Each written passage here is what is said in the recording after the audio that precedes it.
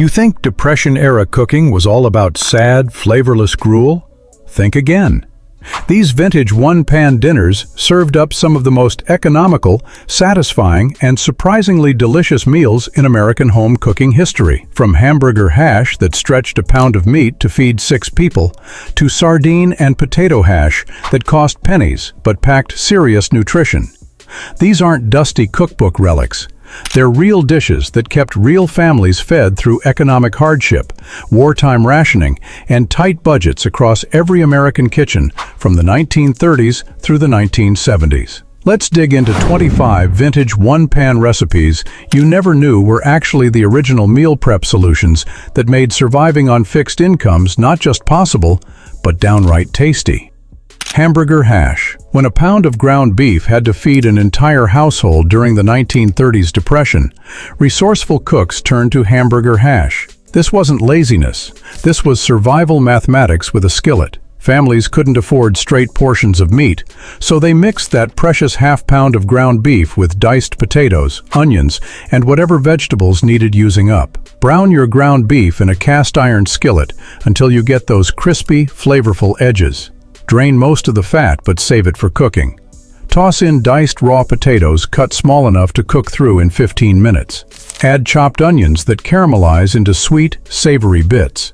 Season with just salt, pepper, and maybe paprika if you were feeling fancy. The potatoes absorbed all that beef flavor, turning simple ingredients into something that stuck to your ribs for hours.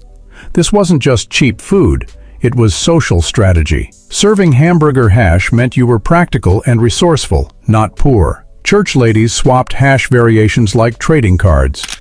Today's meal prep bowls are just Hamburger Hash in modern clothing. If you're enjoying this journey through food history, hit that subscribe button and ring the bell so you don't miss future videos. Red beans and rice. Every Monday in New Orleans, from the 1840s straight through the 1970s, you'd smell red beans and rice simmering in cast-iron pots across the entire French Quarter. This wasn't coincidence. This was economic genius wrapped in Creole tradition. Monday was wash day, when women spent hours bent over wash tubs and scrub boards. They needed something that could cook itself while they worked. Sunday's ham bone, stripped nearly clean from dinner, went straight into a pot of dried red beans on Monday morning. Add water, a chopped onion, celery if you had it, and let it simmer low for 4 to 6 hours. Those beans would break down into a thick, creamy gravy that needed nothing but the collagen and bits of meat clinging to that bone. The magic happened in the slow cook. Beans absorbed smoky ham flavor and turned silky without any cream or butter. Serve it over rice, and you had complete protein for pennies. Creole families stretched one ham bone across 2 full meals. Dock workers ate this for lunch. Society ladies ate fancier versions at tea. Red beans and rice crossed every social boundary because it simply made sense, economically, nutritionally, and flavor-wise. Macaroni and tomatoes. Before boxed mac and cheese existed, there was macaroni and tomatoes, the original comfort carb that Depression-era cooks relied on when the cupboard was nearly bare. This simple combination became a staple across Appalachia and the rural South during the 1930s and 40s, when a box of elbow macaroni cost a nickel and canned tomatoes were cheaper than fresh produce 9 months of the year. Boil your elbow macaroni in salted water until just tender, then drain, but save a cup of that starchy pasta water. In the same pot, dump a can of whole tomatoes, breaking them up with your spoon. Add a tablespoon of butter if you had it, a teaspoon of sugar to cut the acid, salt, pepper, and maybe a pinch of dried basil. Let it simmer together for 10 minutes so the pasta absorbed that tangy tomato flavor. Some cooks added a handful of saltine crackers on top for crunch. Others stirred in cottage cheese to make it creamy. This dish kept factory workers fed during swing shifts and sustained farm families during lean winters. It was warm, filling, and cost less than a quarter to feed 4 people. Churchgoers brought it to potlucks in covered dishes, and nobody complained because everyone understood. Macaroni and tomatoes meant you were making do, and making do meant dignity. Pork chop rice skillet. In the 1950s, when thin-cut pork chops sold for 39 cents a pound, working-class cooks discovered that 1 chop per person could feed a family if you built a meal around it instead of serving it alone. The pork chop rice skillet became the weeknight standard across Midwestern dinner tables, turning affordable cuts into restaurant-worthy one-pan dinners. Brown your pork chops in a heavy skillet with just a bit of lard or vegetable oil, getting both sides golden and caramelized. Remove them and set aside. In that same flavorful fat, sauté diced onions and celery until soft. Add raw, long-grain rice, stirring it to coat with the pork drippings. Pour in chicken broth or even just water with a bouillon cube. Then nestle those browned chops right on top of the rice. Cover tight and let everything simmer together for 25 minutes. The rice absorbed the pork flavor and pan drippings, while the chops stayed moist from the steam. This wasn't fancy cuisine. This was strategic cooking that made one protein stretch. Factory workers came home to pork chop rice skillet 3 times a week because it required minimal attention once assembled. The chop gave just enough meat flavor to satisfy without breaking the budget. Modern one-pot chicken and rice dishes copied this exact formula 50 years later. Chili skillet, chili mac. When the Great Depression hit, creative cooks started mixing their stretcher meals together, and chili mac was born. Half chili con carne, half macaroni, all budget-friendly genius. By the 1940s, this skillet dinner had become a cafeteria standard from school lunchrooms to factory canteens, proving that combining 2 cheap dishes could create something greater than either alone. Brown ground beef with diced onions in your largest skillet, breaking the meat into small crumbles. Stir in a can of kidney beans, a can of tomato sauce, chili powder, cumin, salt, and a shake of cayenne if you liked heat. Here's where it gets clever. Add dry elbow macaroni straight into the skillet along with enough water to cover everything. No separate pot needed. Let it simmer uncovered, stirring occasionally until the macaroni softened and absorbed all that spicy, beefy liquid. The pasta's starch thickened everything into a cohesive, stick-to-your-ribs meal. Chili mac showed up at every church potluck and Boy Scout campout because it traveled well and reheated beautifully. 1 pound of hamburger fed 8 people when stretched with beans and pasta. Veterans returned from World War II requesting chili mac because it reminded them of mess hall comfort. Today's hamburger helper simply commercialized what grandmothers had been doing for decades, turning humble ingredients into family satisfaction in one skillet. Salmon patty skillet. When fresh fish was expensive or unavailable in landlocked areas, canned salmon became the working-class protein that saved dinner.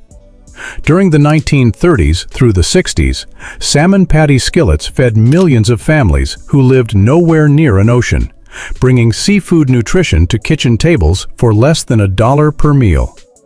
Drain a can of pink salmon, saving that liquid gold for flavor. Flake the salmon with a fork, removing any large bones, though the small soft ones were edible calcium. Mix the salmon with crushed saltine crackers, a beaten egg, minced onion, and a squeeze of lemon juice if you had it. Form into palm-sized patties and fry them in a hot skillet with butter or bacon grease until golden and crispy on both sides. The edges got crunchy while the centers stayed moist and flaky. But here's where thrifty cooks made it a complete meal. Leave those patties in the skillet and add sliced potatoes and onions around them, letting everything cook together in the salmon-flavored fat. Cover and steam until the potatoes were fork tender. That canned salmon liquid? Pour it back in to create a light sauce that tied everything together. Church ladies called this making do with style, because salmon patties felt fancy even though they cost pennies. Served with white bread to soak up the juices, this was Friday dinner across Catholic America. Corned beef hash from a can. That distinctive can with the trapezoid key became an American icon during World War II rationing, when canned corned beef hash represented both convenience and comfort during uncertain times. From 1943 onward, that can sat in millions of pantries as emergency dinner insurance, ready to transform into a hot meal in under 15 minutes when paychecks ran short or energy ran out. The beauty was its simplicity. Open the can, slide that compressed rectangle of corned beef, potatoes, and onions into a hot skillet with a little butter or oil. Let it sit undisturbed for several minutes, resisting the urge to stir, so the bottom formed a deep golden crust. That crispy bottom layer was the whole point. It provided textural contrast to the soft, salty meat and tender potato chunks. Flip it in sections, getting as much crust as possible. Some cooks pressed it down with a spatula to maximize browning. Serving suggestions evolved into tradition. Top each portion with a fried egg so the yolk oozed into the hash, creating instant gravy. Add a shake of hot sauce for brightness. The poorest families ate it straight from the skillet to save washing a plate. During the 1950s economic boom, canned hash became associated with bachelor cooking and late-night diner fare. But seniors living alone rediscovered its practicality. Minimal prep, one pan, satisfying and shelf-stable for emergencies when grocery shopping felt impossible. Hock and Greens. Long before kale became a superfood, collard greens, mustard greens, and turnip greens fed the American South for generations, and ham hocks made them sing. This wasn't just food. This was cultural heritage simmered in cast iron, a dish that connected enslaved ancestors to modern soul food tradition. From the 1800s through today, ham hocks transformed bitter greens into liquid gold. Take a smoked ham hock, that knobby lower leg portion that butchers sold for pocket change, and simmer it in water with a chopped onion. Let it bubble gently for an hour until the meat turned tender and the broth became rich with smoky pork flavor and collagen. Strip the meat from the bone, chop it up, and return it to the pot. Now add your greens, pounds of them, washing away sand and grit, then stuffing them into the pot where they'd wilt down to nothing. Season with salt, pepper, a pinch of sugar, and a splash of vinegar to balance the bitterness. Simmer everything together for another hour or two until the greens were silky and the liquid became pot liquor, that mineral-rich, savory broth that people sipped from bowls or sopped up with cornbread.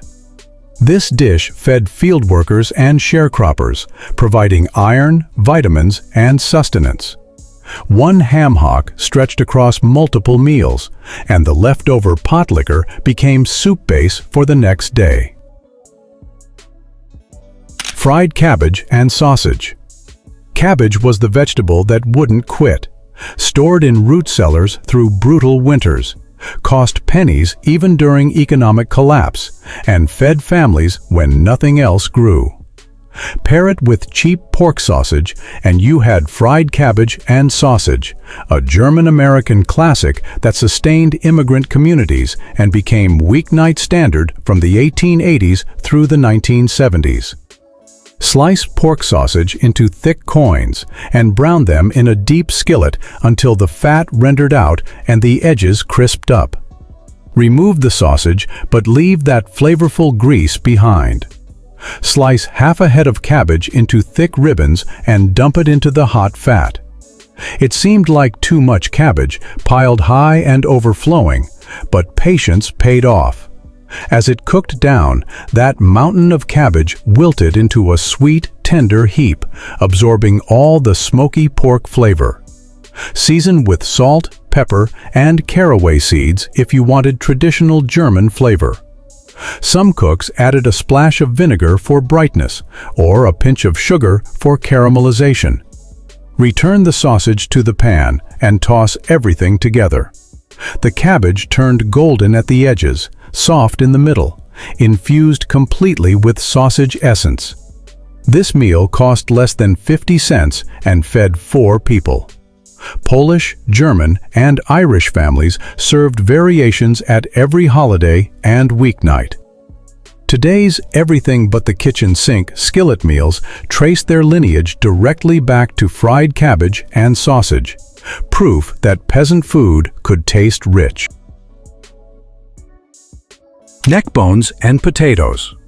Pork neckbones, the bony, meaty pieces from a pig's neck that butchers practically gave away, sustained Southern families and soul food tradition for generations.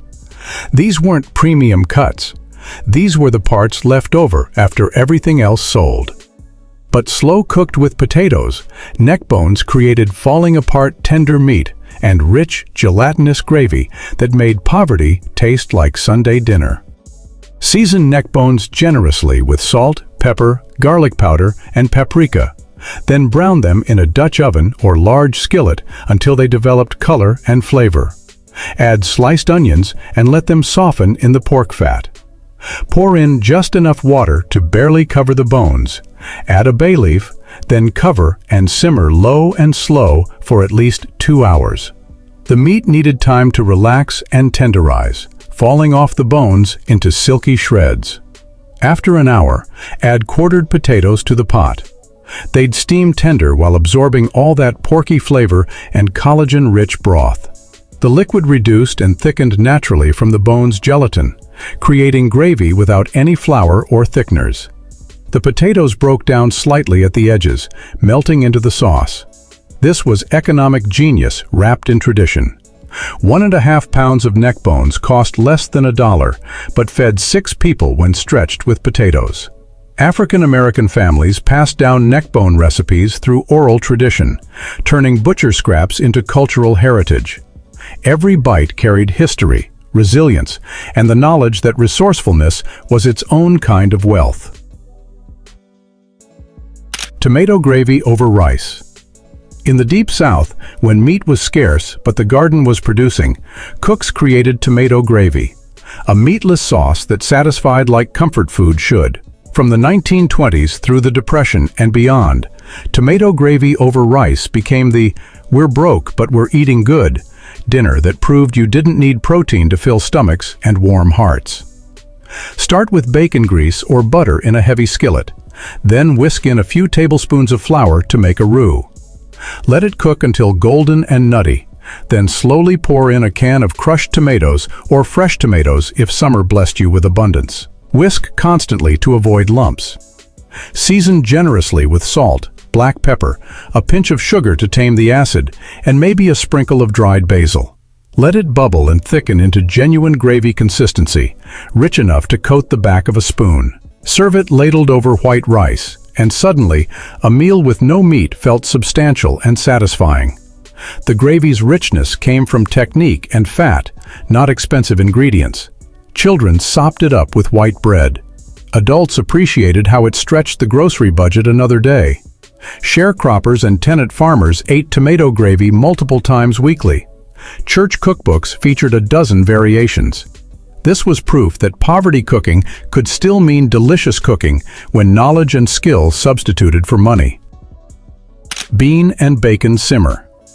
Dried beans were survival currency during hard times. They stored forever, cost almost nothing, and provided protein when meat was unaffordable. The bean and bacon simmer elevated humble legumes with just enough pork to make everything taste like you'd tried harder than you actually had. From Appalachian hollers to prairie homesteads, this one-pot wonder kept families going from the 1800s straight through the 1970s. Soak your dried beans overnight, or don't. Depression-era cooks often skipped that step to save time and just simmered longer. Dice up bacon or salt pork into small pieces and render them in your pot until crispy. Leave that flavorful grease right there.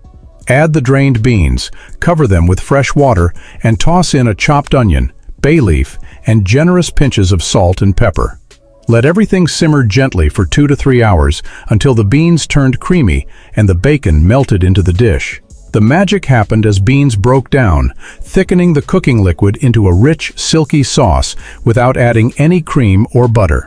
Some cooks stirred in a spoonful of molasses for depth or vinegar for brightness. Serve it in bowls with cornbread for sopping, and you had a complete meal. This wasn't restaurant food. This was survival food that happened to taste like home. Factory workers carried bean and bacon simmer in thermoses. Farm families ate it for lunch and dinner both. One pot, one burner, satisfaction guaranteed. Ham and scalloped potatoes.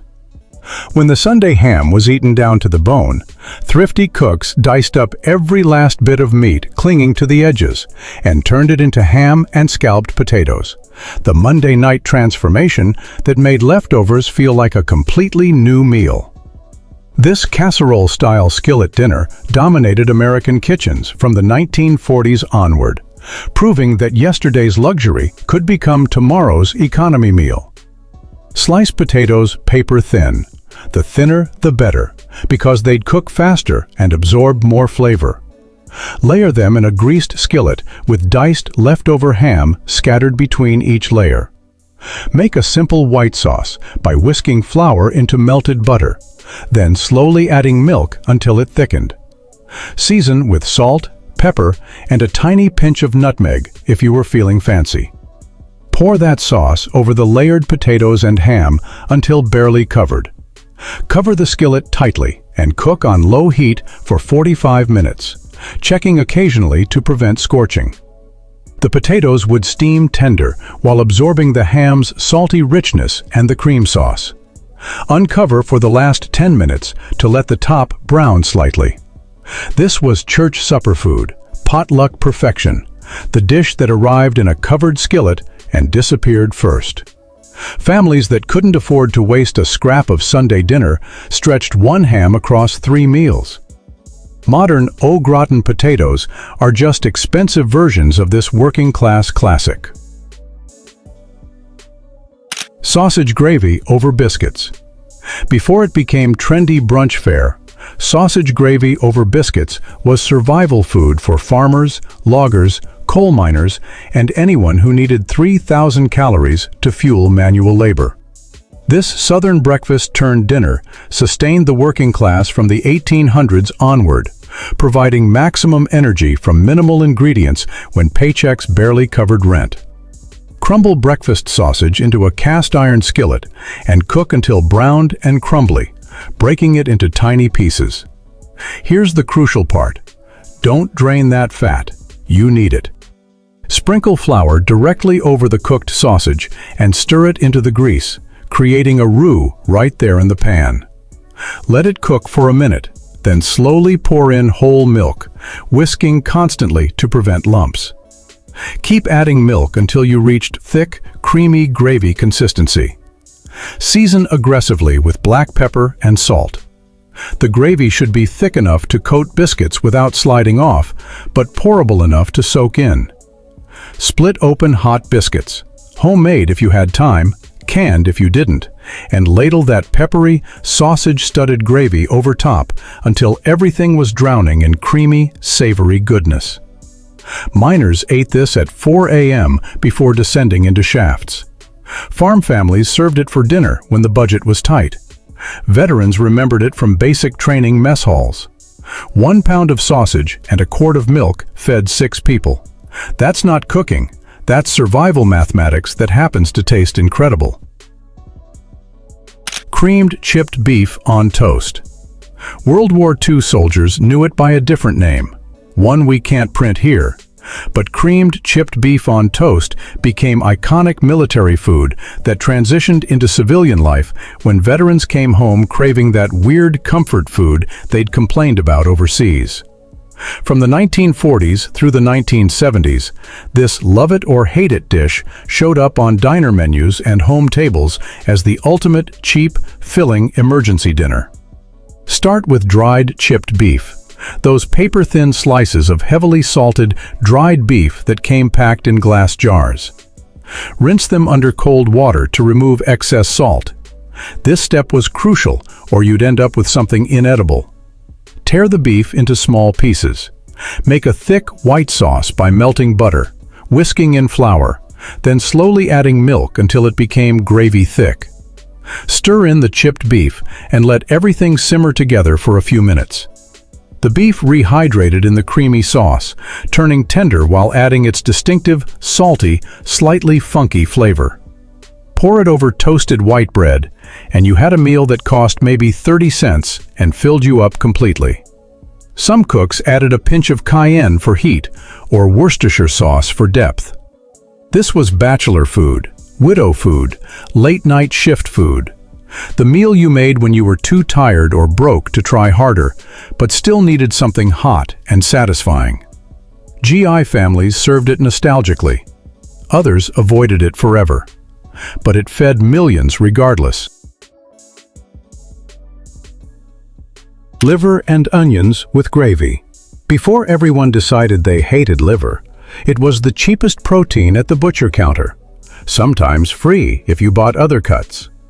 From the 1930s through the 1960s, liver and onions with gravy appeared on tables across America every week, providing iron-rich nutrition for pennies when families couldn't afford premium cuts but desperately needed protein. The key was fresh liver, sliced thin, and proper preparation. Soak liver slices in milk for 30 minutes to mellow the strong flavor and reduce any bitterness. Pat them dry, season with salt and pepper, then dredge lightly in flour. Melt butter or bacon grease in a skillet and fry the liver quickly, no more than 3 minutes per side. Overcooked liver turned tough and grainy.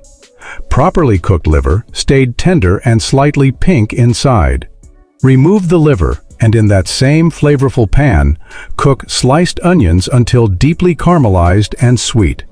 The onions cut through liver's mineral intensity perfectly. Sprinkle flour over the onions, add beef broth, and scrape up all those brown bits to create rich pan gravy. Return the liver to the gravy for one final minute to warm through. This was Mother's duty food. Children complained, but ate it anyway because it built strong blood. Doctors recommended it for anemia. Poor families relied on it because it cost less than hamburger. Today's organ meat renaissance is just rediscovering what Depression-era cooks never forgot. Cheap doesn't mean bad. Tuna and noodle skillet.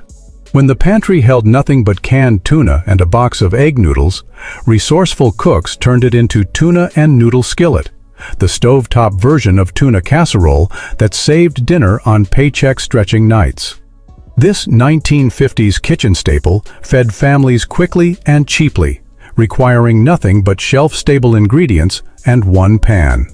Boil egg noodles in salted water until just tender. Then drain them, but keep that pot handy. In the same pot, melt butter and stir in a few tablespoons of flour to make a quick roux. Pour in milk gradually, whisking until it thickened into cream sauce.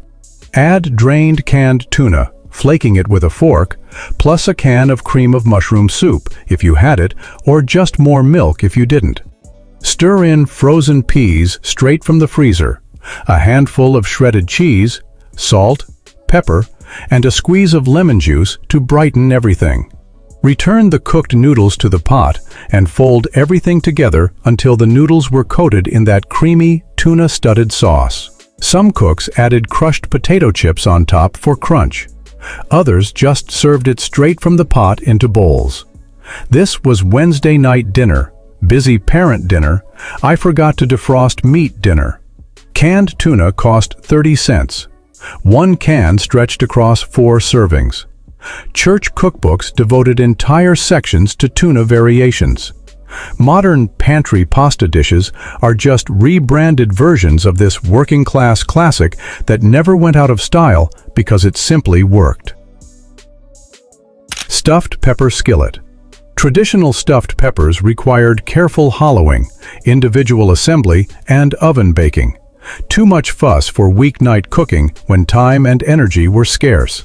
So practical cooks deconstructed them into stuffed pepper skillet, getting all that flavor with half the effort and only one pan to wash. This shortcut version became standard fare in the 1960s when convenience started reshaping home cooking. Brown ground beef with diced onions in a large skillet, breaking the meat into small crumbles. While that cooked, chop bell peppers, green because they were cheapest, into bite-sized pieces and add them to the browning meat. They'd soften and sweeten as everything cooked together. Stir in uncooked rice, a can of tomato sauce, water or broth, and seasonings like garlic powder, salt, pepper, and maybe some Italian seasoning if your spice cabinet was well stocked. Cover the skillet and let it simmer until the rice absorbed all that liquid and turned tender, about 25 minutes. The peppers broke down slightly, releasing their sweetness into the tomato sauce. Everything melded together into a cohesive, satisfying meal that tasted exactly like traditional stuffed peppers without the architectural engineering. Working mothers embraced this shortcut because dinner could be ready in 30 minutes instead of 90. The ingredients were interchangeable. Substitute cabbage for peppers. Use ground turkey instead of beef. Swap brown rice for white. This was adaptable poverty cooking at its finest, proving that shortcuts didn't mean sacrifice when the flavors remained delicious. Spanish rice with ground beef. When American cooks in the 1940s and 50s wanted exotic flavors, but had Depression-era budgets, they created Spanish rice with ground beef, a Tex-Mex hybrid that wasn't authentically Spanish or Mexican, but tasted delicious enough that nobody cared about cultural accuracy. This skillet dinner brought warm spices and bright tomato flavor to tables across the Southwest and beyond. Brown ground beef in a skillet with chopped onions and bell peppers, letting everything get some caramelized color. The vegetables would sweat and soften, releasing their sweetness. Stir in uncooked long-grain rice, coating each grain with the flavorful beef fat. Add a can of tomato sauce, beef broth, cumin, chili powder, garlic powder, and a bay leaf. The spices perfumed the whole kitchen as everything came to a simmer. Cover tightly and cook until the rice absorbed all the liquid and turned tender with a slight bite. Each grain separated perfectly, tinted red from the tomato sauce, studded with beef and vegetables. The bottom would stick slightly to form a crispy layer called socarrat that people fought over. This was school cafeteria food, church potluck staple, and budget dinner hero. 1 pound of hamburger stretched across 6 servings when bulked with rice. The spices made it feel special, even when the bank account wasn't. Today's burrito bowls owe everything to this humble skillet that made processed ingredients taste like something worth remembering. Smothered cube steak. Cube steak, that mechanically tenderized, tough beef pounded thin and marked with distinctive crosshatch patterns, was the poor man's steak from the 1950s onward. Butchers sold it cheap because it came from the toughest cuts. But smart cooks knew that smothering it in gravy transformed shoe leather into tender comfort food that tasted like you'd tried harder than you actually had. Season your cube steaks with salt and pepper, dredge them in flour, and brown them quickly in a hot skillet with a little oil. Don't overcook them now. They'd finish cooking in the gravy. Remove the steaks, and in that same flavorful pan, cook sliced onions until soft and golden. Sprinkle flour over the onions. Let it cook for a minute, then pour in beef broth, stirring constantly to make smooth gravy. Add a splash of Worcestershire sauce and some black pepper. Return the cube steaks to the skillet, nestling them into the gravy and piling onions on top. Cover and let everything simmer gently for 30 to 40 minutes. The tough meat would relax and tenderize as it braised in the gravy, while the onions melted into sweet, savory strands. This was Sunday dinner food on a Tuesday budget. The gravy covered up the meat's shortcomings, while the long simmer made tough cuts edible. Serve it over rice or mashed potatoes to stretch it further, and 1 cube steak per person fed a family. Diners across America served smothered cube steak as their steak special for decades. Potato and egg skillet. When the paycheck ran out 3 days before payday, cooks opened the pantry to find potatoes and eggs, always the last ingredients standing. Potato and egg skillet became the ultimate broke but not beaten dinner, feeding families across every economic class during lean times from the 1800s through today. This was Spanish tortilla's American cousin, simplified and adapted for home cooks with nothing left but staples. Dice potatoes into small cubes. The smaller they were, the faster they'd cook. Fry them in oil or bacon grease in a large skillet, stirring occasionally until they turned golden and crispy at the edges, but tender inside. This took patience, maybe 20 minutes, but those crispy potatoes were worth the wait. Add diced onions for the last 5 minutes if you had them. Beat several eggs in a bowl with salt and pepper, then pour them over the cooked potatoes. Let the eggs set around the edges, then gently scramble everything together, or leave them to set into a firm frittata-style cake. Some cooks added cheese if they had it. Others stirred in leftover vegetables or ham scraps. This was breakfast for dinner, midnight shift food, end-of-month survival meal. Potatoes and eggs provided complete nutrition for pennies. Railroad workers carried cold slices in lunch pails. Widows living alone made it twice weekly. Everyone understood. Potato and egg skillet meant the money was tight, but you were eating hot food, and that was victory enough. Skillet corn and bacon. Sweet corn paired with smoky bacon became a quintessential American combination that homesteaders discovered when both ingredients were abundant and cheap.